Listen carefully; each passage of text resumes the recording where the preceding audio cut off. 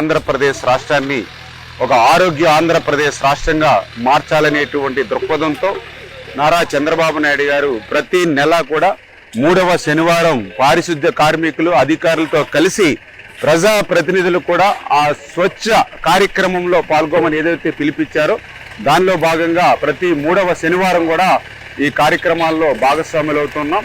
అందులో భాగంగా ఈరోజు ఏదైతే మన పాలకొల్లు పట్టణ పరిధిలో ఉన్నటువంటి ఏదైతే త్రాగునీరు సాగునీరు అందించేటువంటి కాలువ మీద ఏ విధంగా అయితే వ్యర్థ పదార్థాలు ఏదైతే ఇష్టానురీతిన ఇక్కడ తిష్ట వేశాయో వాటన్నిటినీ కూడా ఈరోజు పారిశుద్ధ్య కార్మికులతో కలిసి పార పట్టి గుణపం పట్టి మరి ట్రాక్టర్ల మీద ఆ యొక్క ఎగుమతులు చేసి మరి ఇవన్నీ కూడా క్లీన్ అండ్ గ్రీన్ గా చేసేటువంటి ప్రక్రియలో భాగస్వాములయ్యాం.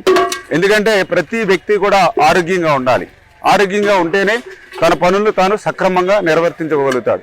ఆరోగ్యంగా ఉండాలి అని అంటే తన ఇల్లును ఎంత పరిశుభ్రంగా ఉంచుకుంటాడో పరిసరాలు కూడా అంతే పరిశుభ్రంగా ఉన్నప్పుడే ఆరోగ్యం బాగుంటుంది.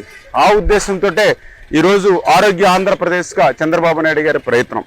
ఎందుకంటే గతంలో కూడా మనం చూసాం ఏదైతే జగన్మోహన్ రెడ్డి పాలనలో మరి ఆ రోజు మరి ఈ యొక్క మురికి ఆంధ్రప్రదేశ్గా ఈ రాష్ట్రాన్ని మార్చేసినటువంటి పరిస్థితి. ఈరోజు మేము అధికారంలోకి వచ్చిన తర్వాత చూస్తే జగన్మోహన్ రెడ్డి వారసత్వంగా ఏమి ఇచ్చాడయ్యా అంటే 80 లక్షల మెట్రిక్ టన్నుల చెత్తను వారసత్వంగా జగన్మోహన్ రెడ్డి మాకు ఇచ్చినటువంటి పరిస్థితి. మరి అటువంటి పరిస్థితి నుంచి మళ్ళీ ఆ చెత్తనంతా కూడా తొలగించి మళ్ళీ ఒక సంపద కేంద్రాలు అంటే చెత్త నుండి కూడా సంపద సృష్టించేలా మళ్ళీ ఈరోజు చంద్రబాబు నాయుడు గారు మరి ఈవేళ ప్రయత్నం చేస్తున్నటువంటి పరిస్థితి.